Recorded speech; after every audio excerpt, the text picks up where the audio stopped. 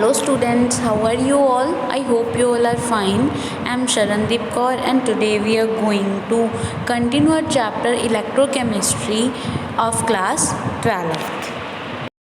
आज जो बेटा हमने टॉपिक करना है that is conductance of electrolytic solution, कि जो इलेक्ट्रोलिटिक सॉल्यूशंस होते हैं उनकी कंडक्टेंस क्या होती है। अब इलेक्ट्रोलिटिक सॉल्यूशंस क्या होते हैं, पहले तो देखो बेटा, ऐसा सॉल्यूशन जिसमें क्या है इलेक्ट्रोलाइट्स प्रेजेंट होते हैं उनको हम इलेक्ट्रोलिटिक सॉल्यूशन बोलते हैं। इलेक्ट्रोलाइट्स तो आपको पता ही है क्या होते हैं। इलेक्ट्रोलाइट्स वो होते हैं जिनकी डिकम्पोजिशन जब होती है तब वो आयंस में कन्वर्ट हो जाते हैं, है ना। मतलब उनकी डिकम्पोजिशन होने पे आयंस बन सके, ऐसे सॉल्यूशंस को मतलब ऐसे सबस्टांसेस को हम क्या बोलते हैं, इलेक्ट्रोलाइट्स। एंड अगर हम उनके सॉल्यूशन की बात करें तो हम क्या बोलेंगे, इलेक्ट्रोलिटिक सॉल्यूशन।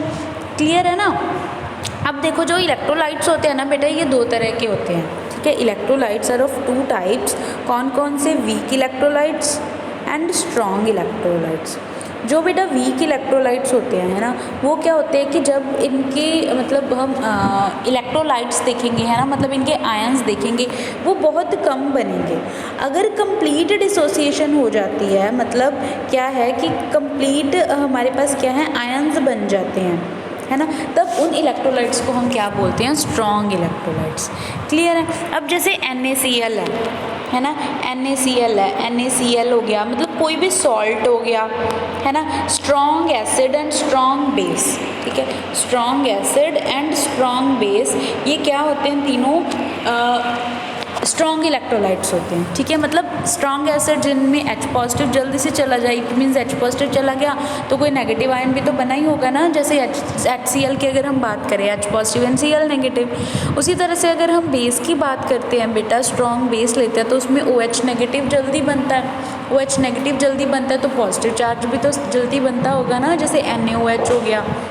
उसी तरह से सॉल्ट्स जो होते हैं बेटा, सॉल्ट में भी क्या होती है, डिकम्पोजिशन जल्दी हो जाती है, ठीक है। अगर डिकम्पोजिशन जल्दी हो जाती है तो वो क्या होंगे, स्ट्रॉन्ग इलेक्ट्रोलाइट्स। एंड अगर डिकम्पोजिशन होने में टाइम लगे या फिर कंप्लीट डिसोसिएशन ना हो, जैसे वीक एसिड, वीक बेस हो गए, है ना, इनको हम क्या बोलेंगे, वीक इलेक्ट्रोलाइट्स।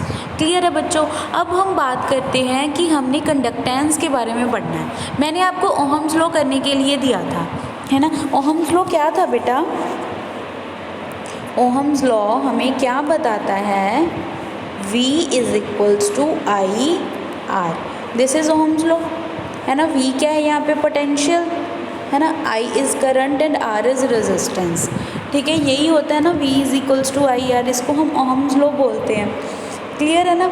एंड बेटा, जो यहाँ पे हमारी रेजिस्टेंस होती है, रेजिस्टेंस किसके इक्वल होती है, रेजिस्टेंस क्या होगी, रेजिस्टेंस का अगर हम फॉर्मूला लगाएं, है ना, V/I आ जाएगा, इक्वल्स टू R हो जाएगा, है ना। चलो यहाँ से तो हम निकाल सकते हैं। अब यहाँ पे हमारे पास और क्या चीज़ है बेटा, कि जो इलेक्ट्रिकल रेजिस्टेंस होती है, देखो electrical resistance is represent by R से हम इलेक्ट्रिकल रेजिस्टेंस फाइंड आउट करते हैं, किसके इक्वल आ जाएगी, ये V/I के इक्वल आ जाएगी according to the Ohm's law, है ना।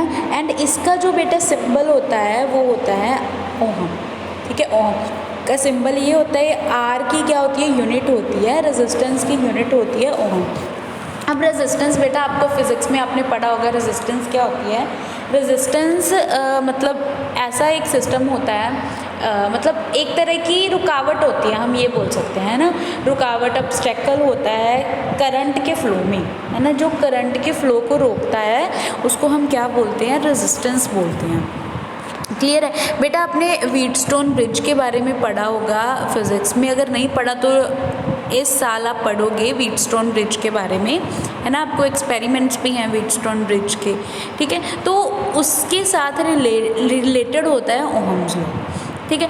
अब बेटा क्या है कि अगर हम रेजिस्टेंस की बात करें, जो इलेक्ट्रिकल रेजिस्टेंस होती है, मतलब जो करंट की रेजिस्टेंस होती है, उसका एक और फॉर्मूला करते हैं हम, किसके इक्वल होती है बेटा, resistance is directly proportional to L/A, ठीक है। Resistance is directly proportional to L/A। यहाँ पे बेटा L क्या है, what is L here, L यहाँ, R तो हमें पता है रेजिस्टेंस है, एल क्या है, अगर मान लो हम क्या है तो क्योंकि मान लो हमने क्या लिया, एक गैल्वेनिक सेल जैसे हमने लिया था वैसे ही ले लिया, उसमें क्या है 2 इलेक्ट्रोड्स हैं, है ना। जो इलेक्ट्रोड के बिटवीन क्या है बेटा, जो डिस्टेंस होगा ना उसको हम एल बोलेंगे, ठीक है। एंड जो एरिया होगा उसको हम क्या बोलते हैं बेटा, ए इज एरिया हेयर, ठीक है। मान के चल लो कि हमने क्या लिया, एक क्यूब लिया है, ठीक है। क्यूब की जो हमने ये हमारा क्यूब है ना, क्यूब के ये जो फेसेस है ना बेटा, एक तो ये वाला फेस हो गया, एक ये वाला फेस हो गया, 2 अपोजिट फेस जो हमने लिए हैं, इसको हम एज अ इलेक्ट्रोड मान के चलेंगे, ठीक है। ये हमारी क्या है, इलेक्ट्रोड्स हैं। अब क्या है, इनके बीच जो भी हमारा ये डिस्टेंस है दिस इज एल, है ना। एंड जो पूरा एरिया कवर हो रहा है दैट इज ए। अब समझ में आया बेटा, एल अपॉन ए क्या है, तो resistance is directly proportional to l upon a, ठीक है। एंड देन क्या है बेटा, हम प्रोपोर्शनलिटी के साइन को हटाने के लिए कांस्टेंट ऑफ प्रोपोर्शनलिटी लगाते हैं। वो कांस्टेंट ऑफ प्रोपोर्शनलिटी यहाँ पे लगाएंगे बेटा, रो बोलते हैं इसको, and this is known as resistivity, ठीक है। The constant of proportionality rho a Greek word है जिसको हम क्या बोलते हैं बेटा, रेजिस्टिविटी बोलते हैं, या फिर स्पेसिफिक रेजिस्टेंस बोला जाता है। क्लियर है। जो इसकी यूनिट्स होंगी वो क्या होंगी, देखो क्या किया हमने, R is equals to rho l upon a ना, ठीक है। अब अगर हमने इसकी यूनिट्स निकालनी है तो यूनिट्स कैसे निकालेंगे, R इंटू ए इधर चला जाएगा, L नीचे आ जाएगा, इज इक्वल्स टू रो, है ना। अब रेजिस्टेंस की यूनिट्स क्या होती हैं, ओहम, है ना। मल्टीप्लाई एरिया की क्या होंगी, मान लो मीटर स्क्वायर, है ना। लेंथ की क्या होगी फिर मीटर, 1 मीटर से 1 मीटर कैंसिल हो गया, है ना। तो हमारे पास क्या बचा, ओहम मीटर। तो यूनिट्स क्या होंगी रेजिस्टिविटी की, ओहम मीटर। क्लियर है। या फिर हम ओहम सेंटीमीटर भी बोल सकते हैं, ठीक है ना बेटा। अब क्या है, ज़्यादातर स्पेसिफिक रेजिस्टेंस वर्ड का यूज़ कम किया जाता है, या ज़्यादातर यूज़ जो है वो रेजिस्टिविटी का किया जाता है अकॉर्डिंग टू IUPAC, ठीक है। IUPAC के अकॉर्डिंग रेजिस्टिविटी टर्म का यूज़ ज़्यादा किया जाता है। क्लियर है बच्चों। अब क्या है, फिजिकली जो रेजिस्टिविटी होती है वो क्या होती है, एक तरह से अगर मान लो हमने डेफिनेशन करनी हो रेजिस्टिविटी की क्या होगी, है ना। दोबारा से हम इसका फॉर्मूले से ही करते हैं, रो एल अपॉन ए, है ना। हम क्या बोलेंगे कि जब लेंथ किसके इक्वल आ जाए 1 मीटर के, एंड एरिया किसके इक्वल आ जाए 1 मीटर स्क्वायर के, ठीक है। एल एंड ए की वैल्यू अगर हम 1 पुट कर देंगे दोनों की, तो आर किसके इक्वल आ जाएगा, रो के, है ना। तो इसकी डेफिनेशन बेटा हम क्या लिखेंगे कि resistivity is the resistance when the length between the या distance between the electrodes is 1 centimetre and the area between them is 1 metre square, ठीक है। देखो क्या है, it is resistance when it is 1 metre long and its area of cross section is 1 metre square. तब जो resistance होगी ना बेटा, उस टाइम पे उस रेजिस्टेंस को हम क्या बोलेंगे, रेजिस्टिविटी। क्लियर हुआ किस तरह से हमने करनी है। अब रेजिस्टेंस तो कर लिया, अब रेसिप्रोकल ऑफ रेजिस्टेंस क्या होता है, 1/r। Reciprocal of resistance is G क्या है, कंडक्टेंस, जिसके बारे में हमने ये पढ़ना था, ठीक है। Reciprocal of resistance is conductance and obviously reciprocal of resistivity is kappa, जिसको हम क्या बोलेंगे, कंडक्टिविटी, ठीक है। अगर रेजिस्टेंस का रेसिप्रोकल करेंगे तो वो कंडक्टेंस बन जाएगा, अगर रेजिस्टिविटी का रेसिप्रोकल करेंगे वो तो कंडक्टिविटी बन जाएगा, एंड कंडक्टिविटी की यूनिट होती है काप्पा। क्लियर है। यहाँ पे बेटा रिलेशन दिया हुआ है, जी किसके इक्वल आ गया, 1/r के, है ना। अब r की अगर हम वैल्यू पुट करेंगे तो क्या आएगी, रो l अपॉन ए, यही आएगी ना। अब यहाँ पे इन्वर्स है तो ये इस तरह से बन गया। अब a अपॉन एल तो ऐसे ही रहेगा, हमें पता है 1/रो इज इक्वल्स टू काप्पा, अभी हमने किया, तो हम क्या लिख लेंगे, काप्पा a अपॉन एल, ठीक है बच्चों। ये हमारी क्या हो जाएगी, जी का फॉर्मूला हो गया, ठीक है। अब जी की यूनिट्स क्या होंगी, ये क्या है, रेसिप्रोकल ऑफ रेजिस्टेंस है ना, तो इसका मतलब इसकी यूनिट्स क्या होंगी, ओहम इनवर्स। ठीक है, जी की यूनिट्स क्या होंगी, ओहम इनवर्स, क्योंकि इनवर्स ऑफ रेजिस्टेंस है। ठीक है, एंड रो की क्या होंगी, सॉरी रो की क्या थी हमारे पास, ओहम मीटर, तो कापा की क्या होंगी, पर ओहम पर मीटर। ठीक है, ये हमारे पास क्या आ जाएंगी, कापा की यूनिट आ जाएंगी। अब कापा जो है इसको हम स्पेसिफिक कंडक्टेंस भी बोल सकते हैं एंड कंडक्टिविटी भी बोल सकते हैं। उसी तरह से जैसे रेजिस्टिविटी ज़्यादा टर्म का यूज़ किया जाता है ओवर स्पेसिफिक रेजिस्टेंस, वैसे ही कंडक्टिविटी का ज़्यादा यूज़ किया जाता है ओवर स्पेसिफिक कंडक्टेंस। क्लियर है बेटा, इनकी यूनिट्स भी हो गई है ना। देन हमारे पास क्या है बेटा, ये एक मतलब हमें टेबल दिया हुआ है, इसमें हमें क्या बताया, कुछ कंडक्टर एंड कुछ इंसुलेटर्स की कंडक्टिविटी के बारे में बताया हुआ है ना। फिर कुछ एक्वस सॉल्यूशंस ले लिए हमने एंड सेमीकंडक्टर्स ले लिए, जिनकी हमने क्या है, कंडक्टिविटी हमें बताई हुई है। सिर्फ आपने एक बार इनको रीड करना है, हमने याद कुछ भी नहीं करना है इसमें से। ठीक है, लेकिन रीड ज़रूर कर लेना है, क्योंकि हमें ये पता चलेगा कि किसकी कंडक्टिविटी ज़्यादा है, किसकी कंडक्टिविटी कम है। ठीक है, एक्चुअल में अगर हम कंडक्टेंस को क्या बोल रहे हैं, रेसिप्रोकल ऑफ रेजिस्टेंस है ना, यही बोल रहे हैं ना कि रेसिप्रोकल ऑफ रेजिस्टेंस। तो इसका क्या मतलब है बेटा कि जो हमारे कंडक्टर्स होते हैं, ये रेजिस्टेंस होता है, रेजिस्टेंस क्या है, रेसिप्रोकल है इलेक्ट्रिसिटी के फ्लो में, तो कंडक्टेंस क्या करेगा, कंडक्ट करने का काम करेगा, मतलब एक ताकि जो इलेक्ट्रिसिटी है वो पास कर जाए, इलेक्ट्रिसिटी कंडक्ट कर जाए, वो काम करने का काम करेगा ना कंडक्टेंस। समझ में आया ना, तो कंडक्टिविटी भी वही हो गई। ठीक है, तो क्या है 3.2 टेबल में हम क्या देख रहे हैं बेटा कि जो मैग्नीट्यूड होता है कंडक्टिविटी का वो वेरी करता है नेचर ऑफ द मटेरियल पे, है ना। मटेरियल के नेचर पे डिपेंड करेगा ना कितनी होगी कंडक्टिविटी। जैसे यहाँ पे देखो हमें 0.1 मोलर HCl लिया एंड 0.1 मोलर एसीटेट लिया, एसिटिक एसिड लिया।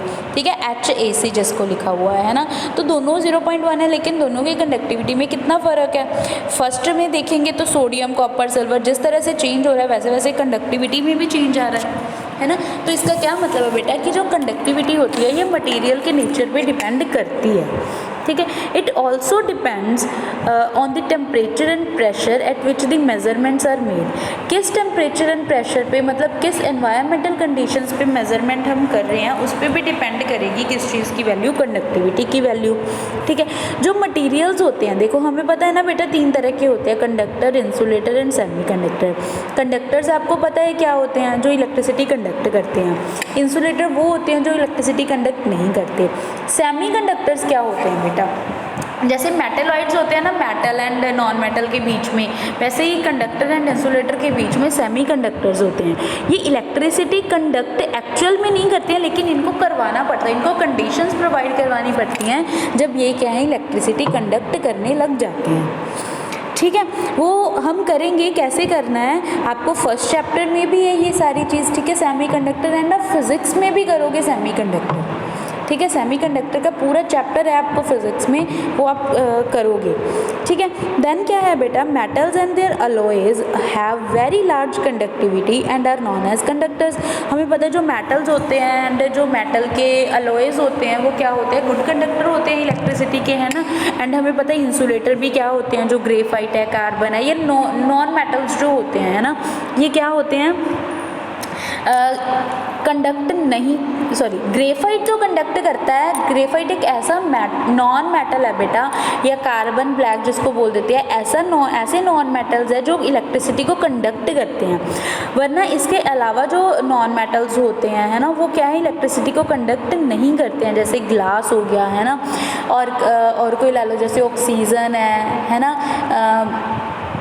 फॉस्फोरस है, ये सारी चीज़ें क्या है इलेक्ट्रिसिटी को कंडक्ट नहीं करते हैं ये। ठीक है, लेकिन जो ग्रेफाइट होता है कार्बन से बनता है। ग्रेफाइट एक ऐसा मटेरियल है जो ओनली नॉन मेटल है जो इलेक्ट्रिसिटी को कंडक्ट करता है। क्लियर है बच्चों। इसके बाद हमारे पास क्या आता है, सेमीकंडक्टर। सेमीकंडक्टर्स क्या होते हैं, जो सिलिकॉन है ना, गैलियम है ना, ऐसी सबस्टांस की क्या है डोपिंग से बनते हैं। ठीक है, या आर्सेनाइड हो गया, ठीक है। इनकी जब जर्मेनियम है, सिलिकॉन या जर्मेनियम हम अगर ले लें, है ना, इसकी बेटा हम क्या करवा देते हैं, डोपिंग करवा देते हैं विद गैलियम एंड आर्सेनिक। ठीक है, इनके साथ जब हम डोपिंग करवा देंगे ना, मतलब कुछ इम्प्योरिटीज़ ऐड कर देते हैं। मान लो हमारे पास कोई भी मटेरियल है जो सिर्फ सिलिकॉन का बना है ना, उसमें हमने इम्प्योरिटीज़ ऐड करवा दी, या तो वो 13th ग्रुप की, जो सिलिकॉन है वो 14th ग्रुप में प्रेजेंट होता है, ठीक है, या तो 13th ग्रुप की या फिर 15th ग्रुप की इम्प्योरिटीज़ ऐड करवा देते हैं। फिर जो सिलिकॉन है ना, वैसे तो नॉन कंडक्टर होगा, लेकिन जब हम इसमें इम्प्योरिटीज़ ऐड करवा देंगे तो ये कंडक्ट करने लग जाएगा। देन हम इनको क्या बोलेंगे, सेमी कंडक्टर्स। ठीक है, इनके बारे में डिटेल में हम पढ़ेंगे चैप्टर 1 में एंड फिजिक्स में। ठीक है, देन बेटा क्या है, जो कुछ मटेरियल्स ऐसे होते हैं ना जिनको सुपर कंडक्टर बोला जाता है। ठीक है, सुपर कंडक्टर बोला जाता है, मतलब क्या किया जाता है कि जिनमें ज़ीरो रेजिस्टिविटी होती है एंड ओनली इनफाइनाइट कंडक्टिविटी होती है ना, मतलब जिनमें रेजिस्टिविटी या रेजिस्टेंस का कोई नेम ही नहीं होता, कुछ होता ही नहीं रेजिस्टेंस नाम की चीज़, उनको हम क्या बोलते हैं बेटा, सुपर कंडक्टर्स बोला जाता है। ठीक है, देन बेटा क्या है, इलेक्ट्रिकल कंडक्टेंस की अगर हम बात करें तो उनके बारे में देख लेते हैं कि जो इलेक्ट्रिकल कंडक्टेंस होती है through metals is called metallic और इलेक्ट्रॉनिक कंडक्टेंस। ठीक है, क्या बोला जाता है, इलेक्ट्रॉनिक कंडक्टर, दो तरह की बेटा कंडक्टेंस होती है, एक तो इलेक्ट्रिकल कंडक्टेंस, एक इलेक्ट्रोलिटिक कंडक्टेंस। ठीक है, अभी ऊपर जो हमने पढ़ा वो इलेक्ट्रोलिटिक कंडक्टेंस के बारे में पढ़ा था, जिसमें इलेक्ट्रोलाइट्स की वजह से कंडक्ट करते हैं इलेक्ट्रिसिटी, मतलब आयंस की वजह से कंडक्ट करते हैं इलेक्ट्रिसिटी, है ना। लेकिन अगर इलेक्ट्रॉन्स की वजह से इलेक्ट्रिसिटी को कंडक्ट करवाया जाए, उस कंडक्टेंस को हम क्या बोलेंगे, इलेक्ट्रिकल कंडक्टेंस बोलेंगे। ठीक है, जो इलेक्ट्रॉनिक कंडक्टेंस होती है या इलेक्ट्रिकल कंडक्टेंस होती है बेटा, ये किस चीज़ पे डिपेंड करती है, ये nature and structure of metal पे डिपेंड करती है कि मेटल का नेचर कैसा है, मेटल की स्ट्रक्चर कैसी है ना, या फिर कितने इलेक्ट्रॉन्स फ्लो कर रहे हैं पर एटम, कितने वैलेंस इलेक्ट्रॉन्स प्रेजेंट है जो फ्लो कर सकती हैं, है ना, उस पर डिपेंड करेगा। टेम्परेचर पे डिपेंड करता है। एक्चुअल में बेटा टेम्परेचर के इंक्रीज़ करने से जो इलेक्ट्रिकल कंडक्टेंस होती है ना, वो डिक्रीज़ करती है। ठीक है, तो इन तीनों चीज़ों पे क्या है, डिपेंड करती है इलेक्ट्रिकल कंडक्टेंस। ठीक है, अब जैसे ही इलेक्ट्रॉन्स एंटर करते हैं एक एंड पे या मूव करते हैं टू दी अदर एंड, ठीक है, तो क्या है, जो मेटल्स होते हैं वो कंडक्ट करना शुरू कर देते हैं। मतलब बेटा हमारे पास तो एक ही चीज़ है कि इलेक्ट्रॉन्स ने फ्लो करना है। जब इलेक्ट्रॉन्स इजीली फ्लो कर सकेंगे तब क्या हो जाता है, कंडक्ट करने लग जाते हैं इलेक्ट्रिसिटी।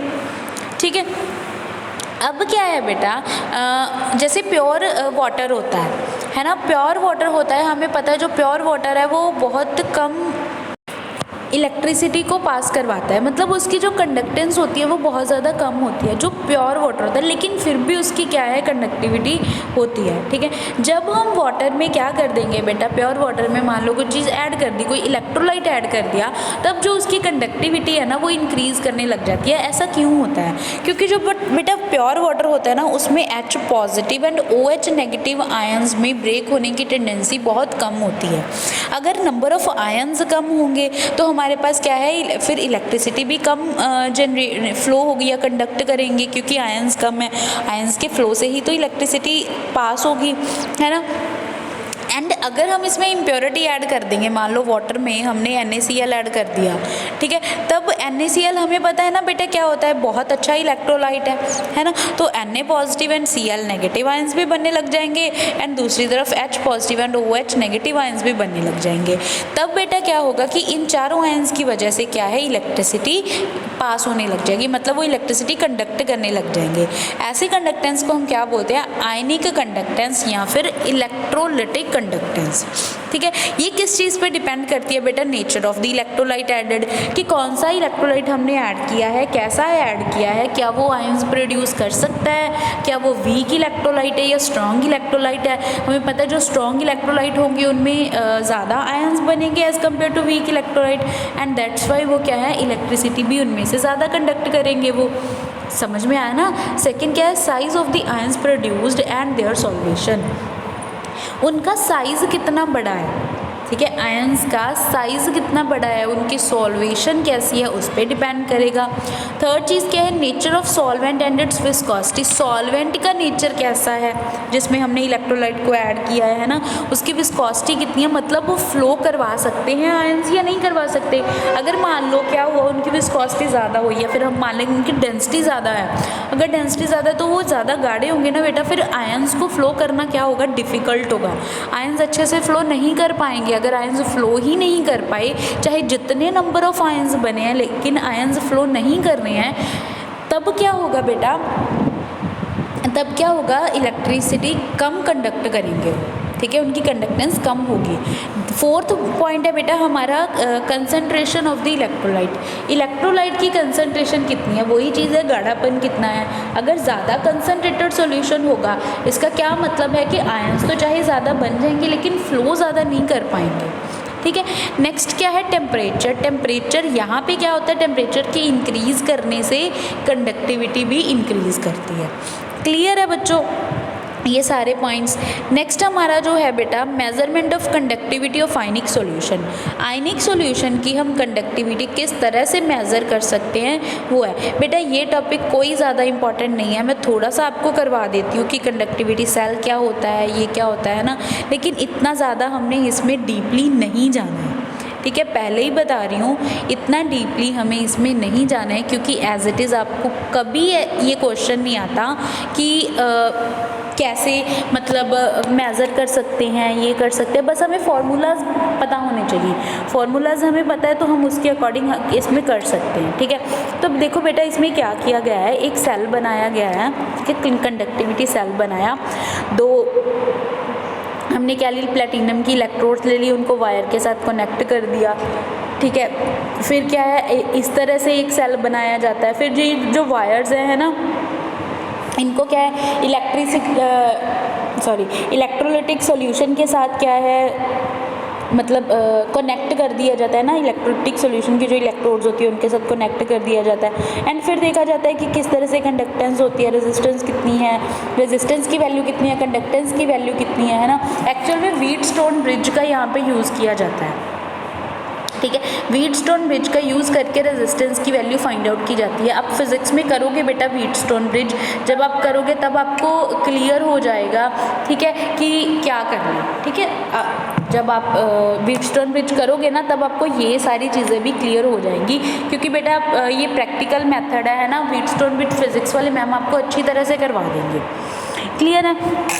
अब नेक्स्ट देखो बेटा, इसमें हमने बस मेज़रमेंट कैसे करनी है, मेज़रमेंट हमें पता है, हमें रेजिस्टेंस की वैल्यू पता है ना, कैसे निकालते हैं, कंडक्टेंस पता है कैसे निकालते हैं, रेजिस्टिविटी पता है कैसे निकालते हैं, कापा पता है कैसे निकालते हैं, ठीक है। तो हम इनसे क्या है वैल्यूज़ निकाल सकते हैं, एक चीज़ की वैल्यू हमें निकालनी होगी, बाकी चीज़ें हमें गिवन होंगी तो हम निकाल लेंगे, ठीक है। एज इट इज़ हमें ये पूरा टॉपिक कभी भी एज इट इज़ नहीं आएगा, सिर्फ इनमें न्यूमेरिकल आएंगे, वो न्यूमेरिकल पोर्शन हम कर लेंगे, क्लियर है। इसके बाद बेटा एक चीज़ होती है कि जो हमने L/A किया है ना, L/A किया है या आपने L/A किया है ना, ये जो L/A है ना बेटा, ये डिपेंड करेगा सेल पे, सेल पे ही डिपेंड करेगा ना। तो बेटा जो L/A है ना, L/A हमने लिया है ना, ये बेटा सेल पे डिपेंड करेगी, इसकी वैल्यू किस तरह से डिपेंड करेगी। मान लो हमारे पास सेल है, हमने क्या लिया था, हमने एक तरह से एक क्यूब ले लिया था, है ना, क्यूब की जो हमने दो फेसेस लिए थे, उनको हमने इलेक्ट्रोड्स मान के चले थे ना, है ना, उनको इलेक्ट्रोड्स मान के चले थे, उनके बीच ही हमने L लिया, उनका ही हमने एरिया लिया, ये कभी चेंज नहीं होगा ना बेटा। अगर हम एक पर्टिकुलर सेल ले रहे हैं, उसी पर्टिकुलर सेल के लिए ये हमारा सेल ही बन गया ना बेटा, जब हमने इलेक्ट्रोड्स ले लिए उसके बीच हम सोल्यूशन डालेंगे, एक तरह से सेल ही बन गया ना। तो ये वैल्यूज़ हमेशा कांस्टेंट रहेंगी फॉर अ पर्टिकुलर सेल। अगर हम किसी भी सेल की बात करें, एक सेल की अगर हमने एक बारी बना लिया, उसी सेल का हम यूज़ कर रहे हैं, तब हम L/A की वैल्यूज़ को कांस्टेंट रख सकते हैं। इसीलिए जो ये टर्म होगी L/A, इसको क्या बोला जाता है बेटा, सेल कांस्टेंट, एंड इसको डिनोट किया जाता है G* के साथ, ठीक है, G* is equals to L/A। Clear हुआ बेटा, L/A क्या है, G* है, G* को हम क्या बोलेंगे, सेल कांस्टेंट। क्लियर है बेटा। चलो अब हम ऐसे भी तो लिख सकते हैं ना, देखो G is equals to kappa into A upon L होता है ना बेटा, है ना, लेकिन हमने एल अपॉन ए को क्या लिखना है, जी स्टार, तो हम ऐसे लिखते हैं G is equals to kappa divided by G star, लिख सकते हैं डिवाइडेड बाई जी स्टार। तो हमारे पास ये वैल्यू क्या होगी, G into G star is equals to kappa. ठीक है, तो हम इस तरह से भी एक हमारे पास फॉर्मूला आ जाएगा। क्लियर है, बस आपको इसमें क्या है, फॉर्मूलाज ही लर्न करने हैं बेटा। ठीक है, और हमें इतना डीपली इन सभी में जाने की ज़रूरत नहीं है। क्लियर है, एक बार रीड तो करना है। ये होते हैं बेटा व्हीटस्टोन ब्रिज की आपको, ठीक है, इसमें क्या होता है बेटा, व्हीटस्टोन ब्रिज में मैं आपको बता देती हूँ कि हमारे पास क्या है बेटा, 4 हम क्या लेते हैं, रेजिस्टेंसेस लेते हैं। ठीक है, यहाँ पे हम डिटेक्टर लगाते हैं, पोटेंशियोमीटर लगा दिया। ठीक है, 4 हमने क्या ली, रेजिस्टेंसेस ले ली, R1 2 3 एंड 4। ठीक है, 4 हमने रेजिस्टेंसेस ले ली, जिसमें से हमें R4 नॉन है, हमें पता है कौन सी है, R3 हमें पता है नॉन है हमारे लिए। ठीक है, लेकिन बेटा क्या है, जो R1 एंड R2 है ना, ये हमें मतलब R1 क्या होती है बेटा, हम अपने अकॉर्डिंग इंसर्ट करते हैं। ठीक है, अपने अकॉर्डिंग कोई भी वैल्यू इसमें इंसर्ट करते रहते हैं, मतलब चेंजेबल होती है, चेंज करते रहते हैं इसको। ठीक है, एंड जो R2 होती है ना बेटा, ये अननोन होती है, इसको हमने क्या करना है, पता लगाना होता है कि क्या होती है R2 की वैल्यू। ठीक है, अब बेटा इसमें क्या होता है कि ये जब हमने इस तरह से लगा दिया, तब बेटा हमारे पास एक फॉर्मूला होता है कि R1 upon R3 is equals to R2 upon R4। ठीक है, क्या चीज़ है बेटा, ध्यान से देखो, R1 upon R3 is equals to R2 upon R4। अब देखो बेटा, R4 भी हमें पता है, R3 भी हमें पता है, R1 हम अपने अकॉर्डिंग इंसर्ट कर रहे हैं तो हमें पता होगी हम कितनी R1 की लगा रहे हैं, एंड R2 की वैल्यू हम क्या है, इस रिलेशन से फाइंड आउट कर सकते हैं। ठीक है, जब रेजिस्टेंस की वैल्यू हमें पता चल गई है ना, रेजिस्टेंस की वैल्यू हमें पता चल गई, R2 की वैल्यू हम निकाल लेंगे इस फॉर्मूला से, है ना, देन क्या है बेटा, L एंड A की वैल्यू हमें सेल से पता चल जाएगी, है ना, तो हमारे पास रेजिस्टिविटी की वैल्यू आ जाएगी।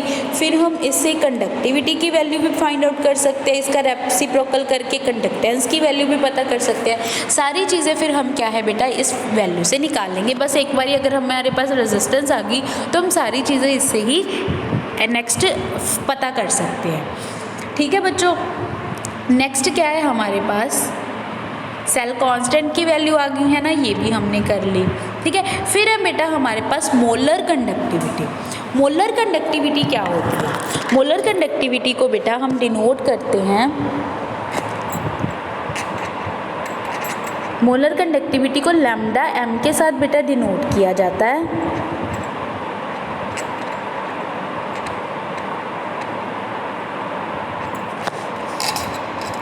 लैम्डा m के साथ हम मोलर कंडक्टिविटी को डिनोट करते हैं। ठीक है, ये किसके इक्वल होती है, पहले तो मोलर कंडक्टिविटी के बारे में आपको पता होना चाहिए कि होगी क्या। ठीक है, एक बारी आप ना पहले जो हमने स्पेसिफिक कंडक्टिविटी की है ना कापा, वो तो हमने एज अ रिलेशन वाइज की है ना, लेकिन कापा की हमें डेफिनेशन नहीं पता क्या है।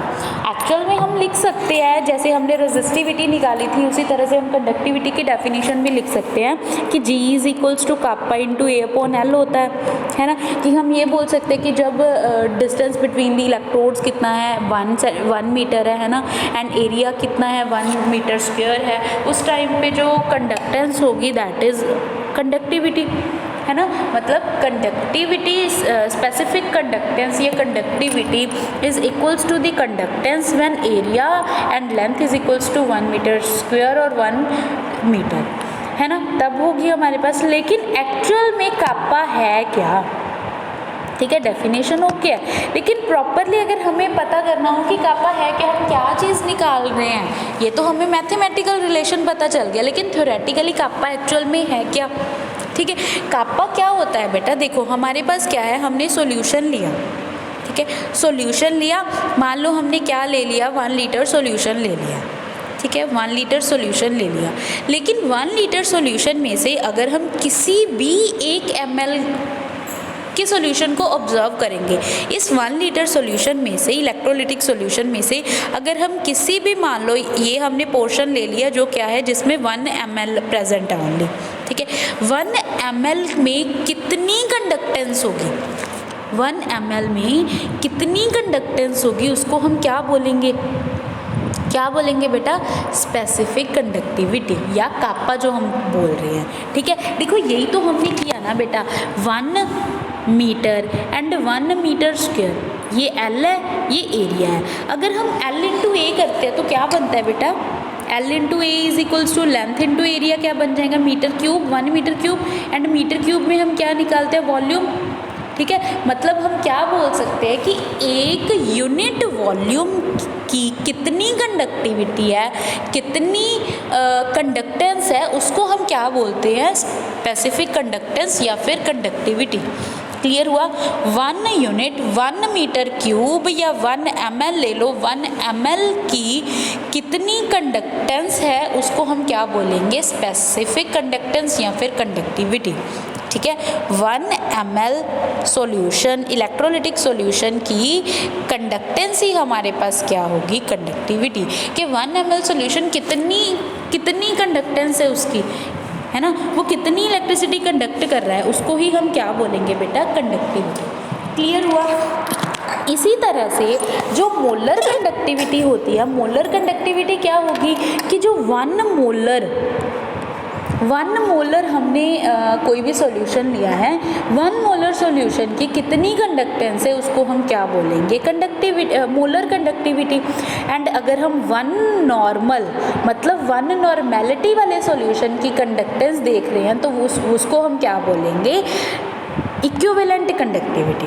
क्लियर है। अब पहले मोलर कंडक्टिविटी की बात करते हैं। मोलर कंडक्टिविटी किसके इक्वल होती है, पहले तो बेटा इसका रिलेशन देखो, कापा, ठीक है, इनटू, वैसे तो अपॉन कंसंट्रेशन लगाया हुआ, हम क्या लेंगे, kappa upon molarity multiply by 1000, kappa upon molarity multiply by 1000, ये क्या आ जाएगा हमारा मोलर कंडक्टिविटी का फॉर्मूला।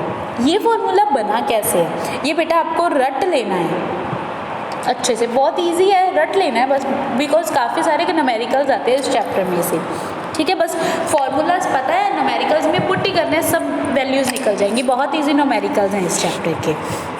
देखो बेटा इसमें हम क्या करेंगे,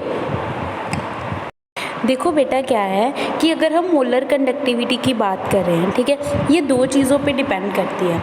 किन किन चीज़ों पे डिपेंड करती है, एक तो कापा पे डिपेंड करती है, एक वॉल्यूम पे डिपेंड करती है, ठीक है। कापा एंड वॉल्यूम पे डिपेंड करती है। ये कापा क्या है कि देखो पूरा वॉल्यूम, मतलब अगर हम 1 मोलर की बात करें, हमने इसमें मोलर की बात की ना, 1 मोलर सॉल्यूशन का कितना वॉल्यूम है, टोटल वॉल्यूम हो गया। एंड जो 1 ml है, 1 ml के लिए हमने कापा लिया है ना, टोटल वॉल्यूम के लिए हमने V ले लिया, तो इसे मल्टीप्लाई कर देंगे, क्या आ जाएगी, हमारी मोलर कंडक्टिविटी की वैल्यू आ जाएगी, ठीक है। समझ में आया ना, क्या होती है मोलर कंडक्टिविटी के 1 मोलर सॉल्यूशन की कितनी है। अगर हमने 1 मोलर की बात करनी है तो हम क्या करेंगे, वॉल्यूम से मल्टीप्लाई कर देंगे कि 1 मोलर सॉल्यूशन का कितनी कंडक्टिव, मतलब 1 मोलर में कितना वॉल्यूम आ रहा है, ठीक है। एंड 1 ml का अगर हमें पता है तो हम V से मल्टीप्लाई कर देंगे, तो वो हमारी क्या आ जाएगी, मोलर कंडक्टिविटी। एंड वॉल्यूम की बात, अब देखो मोलैरिटी किसके इक्वल होती है, मोलैरिटी किसके इक्वल होती है, number of moles of solute divided by volume of solution, है ना, यही होता है ना, volume, number of moles of solute divided by volume of solution, यही होता है। एंड अगर हमें वो, तो हम 1000 से मल्टीप्लाई कर देते हैं, यही होता है। तो हमने यहाँ पे क्या किया है, वही चीज़ की है, बस वॉल्यूम की वैल्यू पुट की है, तो हमारे पास क्या आ जाएगा, kappa into 1000 divided bye molarity, ठीक है। ये हमारे पास क्या आ जाएगी, लैम्डा m की का फॉर्मूला आ जाएगा। क्लियर है ना। इसी तरह से अगर हमने इक्विवेलेंट कंडक्टिविटी निकालनी है, वो किसके इक्वल आ जाएगी, kappa multiply by 1000 divided by normality. Clear है, ये हमारा इक्विवेलेंट कंडक्टिविटी का फॉर्मूला आ जाएगा। क्लियर है बच्चे ये दोनों चीज़ें। फिर बेटा ये न्यूमेरिकल्स है, एक बार ही ट्राई करना, क्योंकि सिर्फ आपने वैल्यूज़ ही पुट करनी है, बाकी सभी चीज़ें गिवन हैं, वैल्यूज़ पुट करनी है, अगर नहीं हुए तो मैं करवाऊँगी, ठीक है। नेक्स्ट देखो बेटा क्या है, variation of conductivity and molar conductivity with concentration. Concentration के साथ कंडक्टिविटी एंड मोलर कंडक्टिविटी किस तरह से वेरी करती है, इस टॉपिक को हम नेक्स्ट लेक्चर में डिस्कस करेंगे। Thank you.